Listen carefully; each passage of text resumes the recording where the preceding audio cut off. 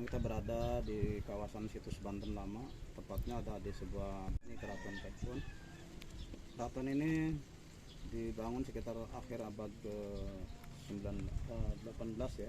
18 sekitar 700 sekian menjelang 800. Kenapa dinamakan Kaibon? Karena Kaibon ini sendiri berasal dari asal katanya kaibuan.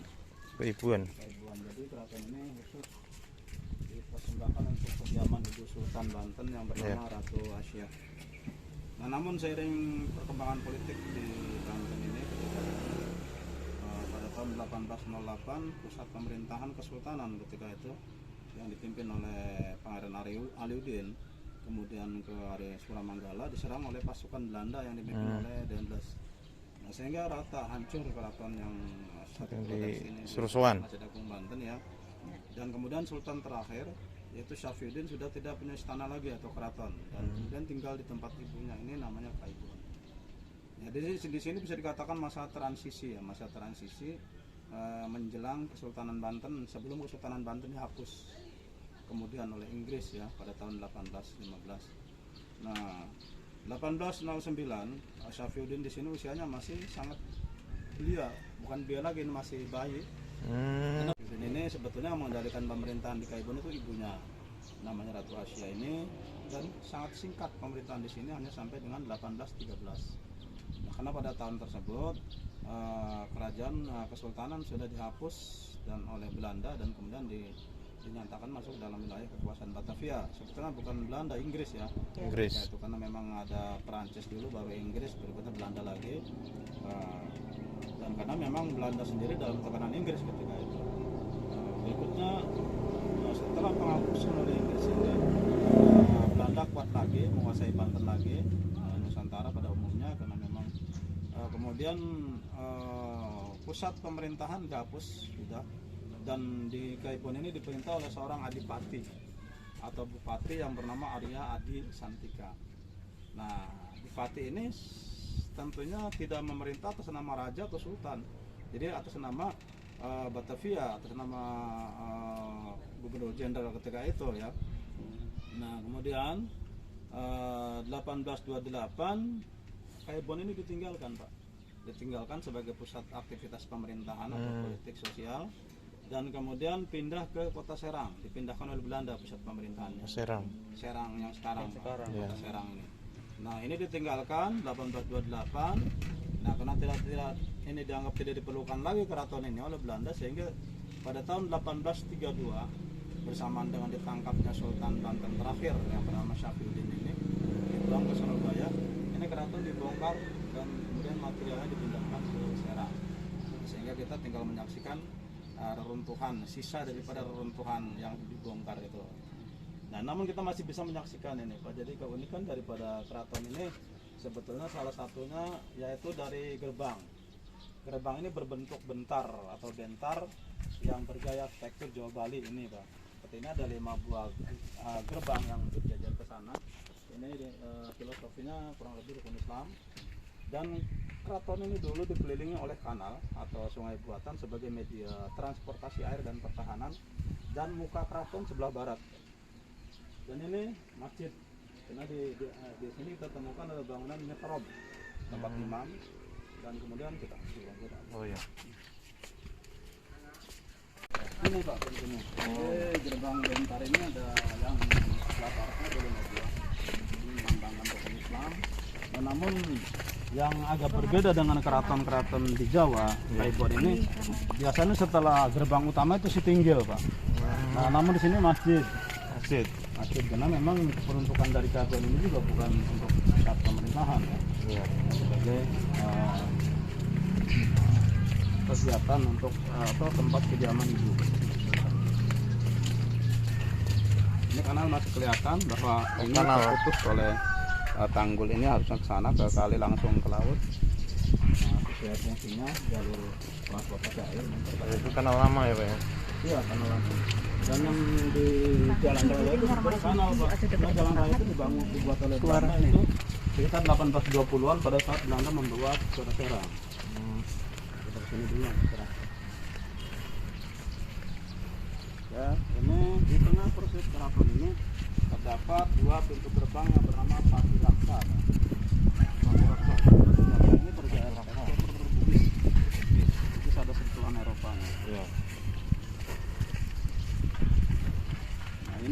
kemungkinan bangunan ini kalau kita amati saat ini dengan yang di tengah-tengah itu, ini bangunan berikutnya, bangunan kedua pada masa Bupati.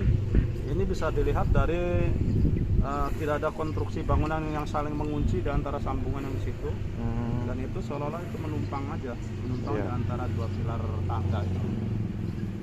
Kemudian itu bangunan kemudian kemungkinan pada masa Bupati Serang pertama itu Arya Abisantika ya. Nah ini ada bentar Batu Raksa. Batu Raksa ini melambangkan pintu sakral, Pak.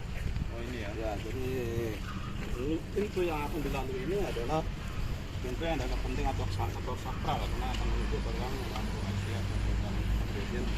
Jadi ketika dulu kita bertamu ke keraton ini, dari begitu sampai sini kita boleh langsung ke sana. Jadi harus transit dulu di ruang ini. Ini ada ruang namanya Sri Manganti kalau di Jawa. Sri Manganti atau ruang lobby ya. Jadi Sri Manganti ya. Iya, Sri Manganti itu Sri itu raja atau ratu, Manganti itu artinya menantu. Menanti raja. Ya, bisa dimenanti dipanggil. Dulu. Ini ada dua penjelasan. Ya, ada dua ya, Pak ya. Ada dua. Jadi pintu sakral ini karena menuju ke ruangan yang agak penting tempat orang paman keraton ini. Dan diduga keraton adalah ini, Pak, yang kediaman Ratu Asia. Jadi ini bangsa Minang menyatu dengan ruang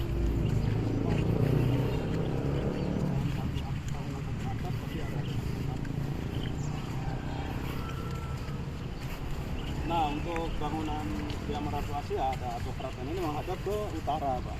Utara sana ya, ke laut. Jadi seperti tradisi keraton-keraton di Jawa, utara ini seolah-olah kayak penghadapan yang sakral. Oh iya. Tidak ada alun-alunnya ya, Pak. Kemungkinan alun-alun itu, Pak. Ini enggak, bukan, ini ruang terbuka kemungkinan. Ruang terbuka ada atap dan ini ada kemungkinan sistem jauh, Pak. Tinggal itu apa, Pak? Sistem jauh itu kalau di Jawa itu namanya sistem jauh, jadi jadi tanah yang ditinggikan. Jadi untuk semacam kayak podium atau singgasana.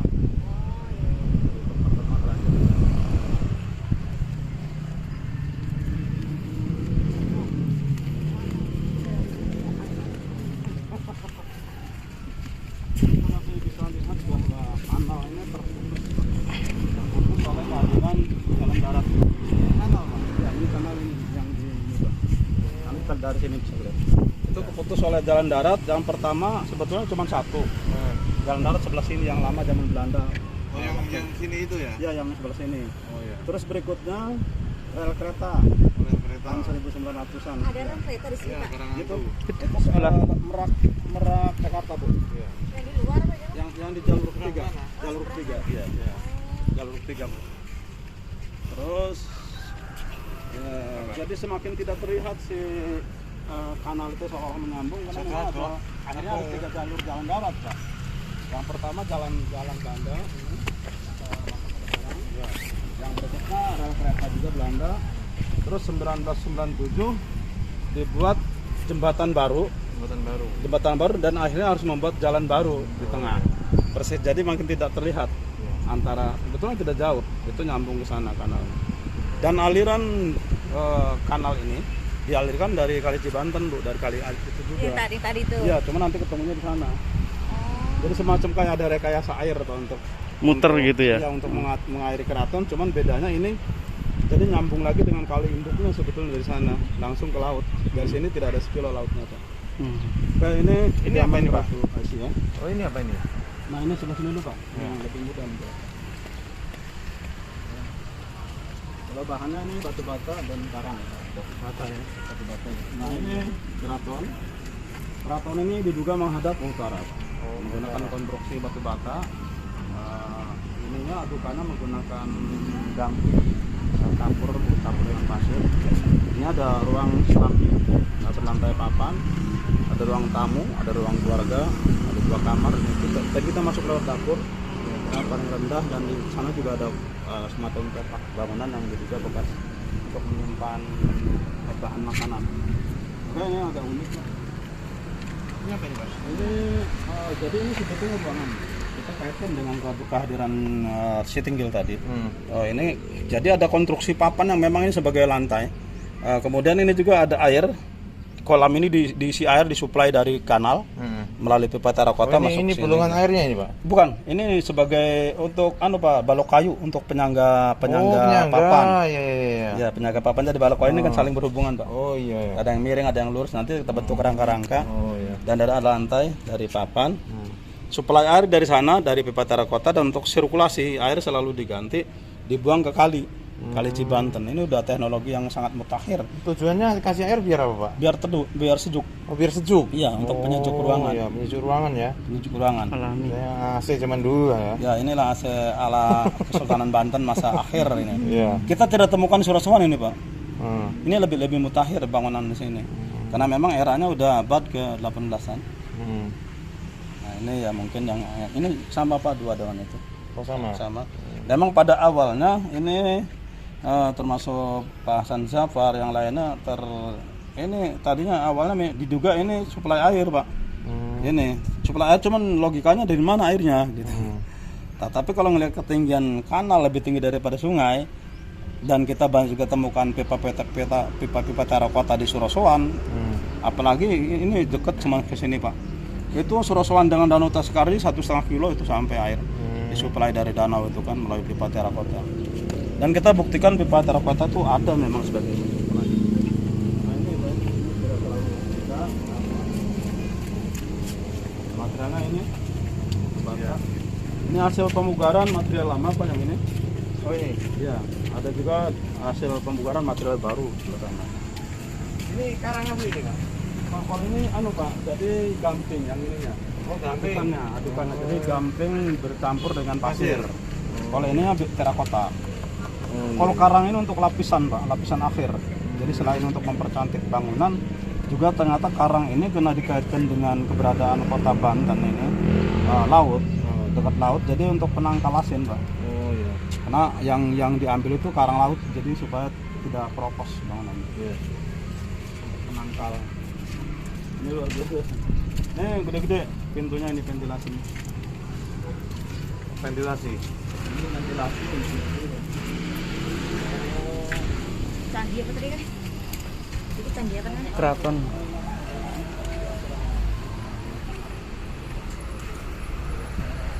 Keraton apa? Kaibon.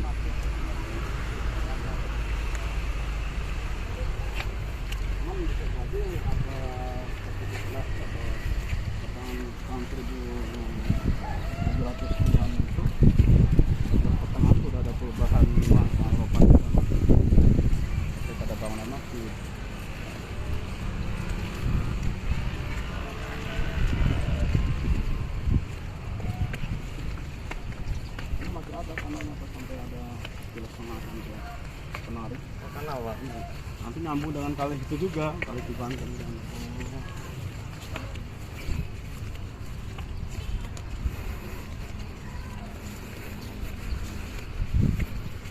Berarti yang itu taman itu baru ya Pak ya? Baru ini Pak, baru. Tapi memang itu tidak ditemukan struktur di situ. Kemungkinan juga dulu juga taman di situ. Kemungkinan seperti di Surosowan sebelah timur Pak. Ini pintu apa nih Pak? Mana? Yang itu. Jadi ini Pintu semacam utama? kayak benteng atau pagar pembatas pintu antara menunjukkan bahwa ini loh tempat sosial, ini tempat ibadah, Oh gitu. atau tempat tinggal. Jadi ada penyekat Pak. Ya. Jadi kalau berbicara ada alun-alun, alun-alunnya ya kecil sekali karena ini kan bukan pusat pemerintahan. Kalau ini semacam ruang untuk pertemuan ini. Cuman kita nggak temukan lagi. Kemungkinan juga karena eksisten keratonnya juga waktu aktifnya juga nggak begitu lama Pak. Iya. Karena di akhir ini masa-masa transisi dan sampai sekarang belum diketahui kapan dibangun. Secara tanggal pasti. Ininya kayunya berarti alami nih ya Pak ya?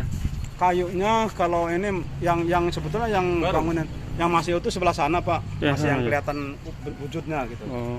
Ini sudah tumbang bagian atasnya, kita bikin lagi. Terus memang menirukan sebelah sana. Oh iya. Kalau itu kayunya masih asli, Ya, yang ini asli. kayunya udah baru. Yang ini asli zaman dulu. Yang itu Pak jati. Oh, Jati yang ini. Oh iya. seperti penopang atas itu masjid juga udah pada hilang, kami dibawa ke Serang tuh. Kan ada beberapa upaya juga diganti oleh itu ya, sebetulnya salah jadi pakai beton.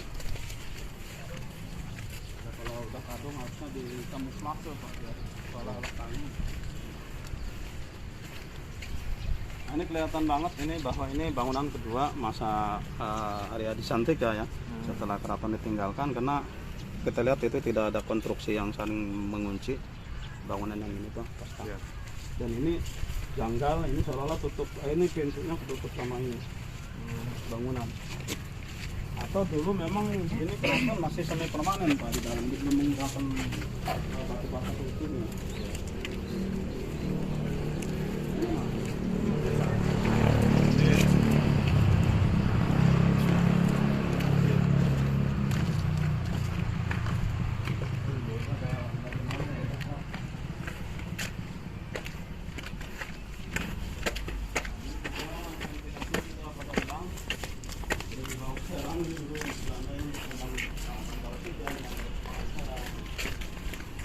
Dan mantanya ini baru Pak, cuma ada 3 keping lagi yang masih asli.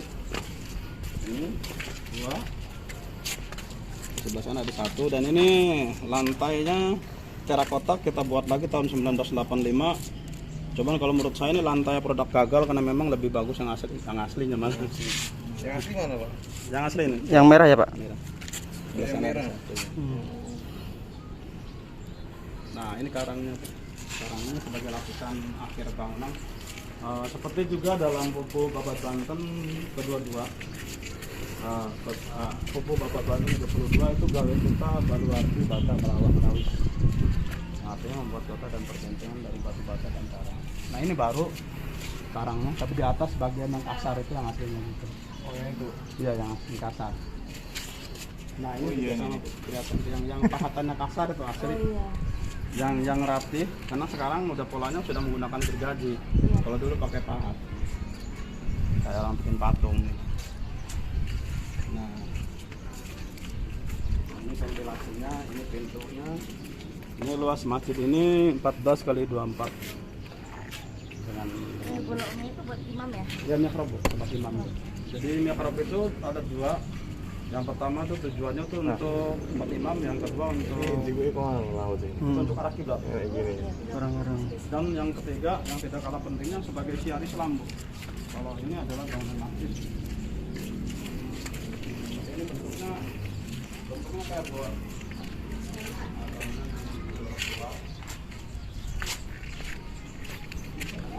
Baca di salah satu buku masjid kuno, ternyata mihrab ini bukan dari bahasa Arab Bu. Pasti orang menduganya bahasa Arab, ternyata dari bahasa Persia. Yang artinya lubang yang tidak tembus. Itu yang saya baca sih, nggak tahu kalau ada versi lain ya. Iya. Berarti kiblatnya Ini sono. kiblatnya. Karena mihrab ini petunjuk arah kiblat. Iya. Selain memang untuk imam sebagai petunjuk arah kiblat. Nah, Sinang ini sedang arah kiblat. Walaupun sekarang udah nggak tepat sih sebetulnya. Iya, Ada udah ukuran geser. ini. Iya, Apa udah karena geser. ada pergeseran apa nggak tahu juga deh.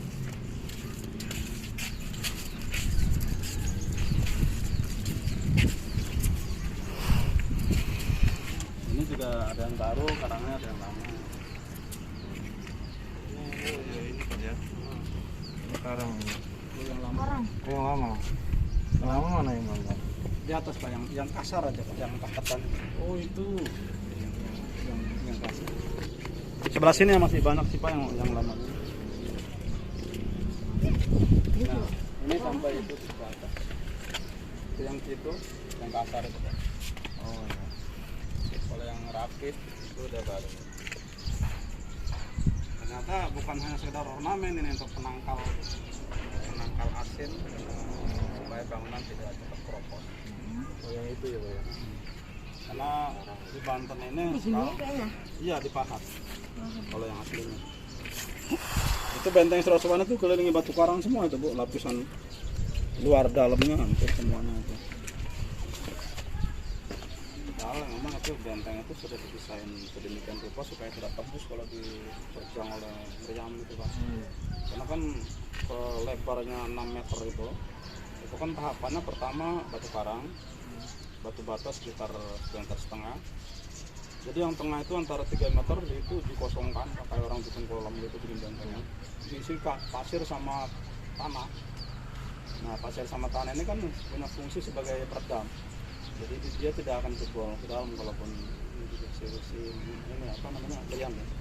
Salah ya. Ya, karena memang karena dia taklukkan secara politik adu domba itu Pak. Tidak diruntuhkan dari dalam. Dan itu pintu juga kalau Bapak kesuruhan tadi kan tidak lurus Pak ya. Gitu aja. Ya, enggak lurus gitu, enggak lazim gitu. Itu tujuannya kan supaya tidak mudah diserang. Jadi kalau ada serangan dari luar itu enggak langsung ke sasaran di dalam. Terhandle oleh pintu.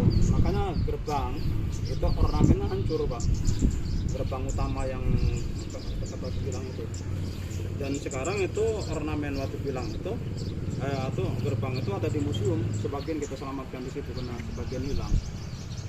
Jadi yang kita temukan di situ memang indikasi kuat pintunya masih kental sekali. Jadi ada unsur tumbuhan, ada manusia, ada hewan. Tuh luar biasa. Ini apa tinggi, ini apa tingginya. Pohon beringin ini kalau menurut filosofi Jawa ini sebagai lambang mengayomi, karena hampir di semua keraton-keraton ada, termasuk di Surosoan juga ada dulunya itu. Kalau kita baca episode perang Pailir atau perang-perang yang sebelum abad 17 itu banyak tentara-tentara atau pasukan musuh itu menyerang keraton itu terlebih dahulu menerjang itu pohon beringin.